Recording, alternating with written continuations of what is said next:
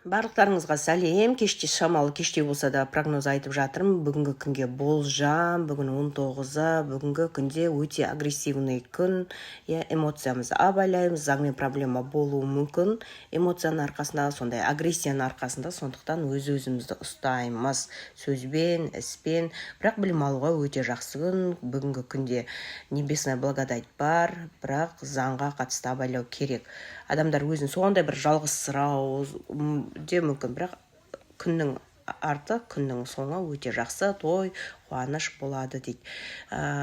Және документтеріңізді абайлаймыз, жолда жүргенде ма, былайша ма, ақшаларымызды абайлауымыз керек. Агрессия өте көп, ұрлықта болуы мүмкін.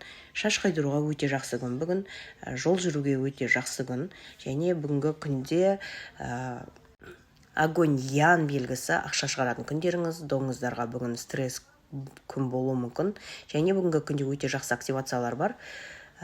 Байлыққа қатысты, Алла тағаланың 99 есімінің ішінен байлыққа қатысты есімдерін атайсыздар ма? Мүмкін өздеріңіз қандай мантра айтамын дейтін болса, әркімнің несі сенім әртүрлі ғой, сол байлыққа қатысты тілек тілеңіздер, міндетті түрде орындалады. Және заңға қатысты абайлау керек деп жатыр ғой. Заң либо үйде просто химикат заттармен де абайлап жұмыс жасайсыздар ма? Бір правила сақтау керек. Және активация беремін, мына жерде жазып алыңыздар, жасаңыздар, ақша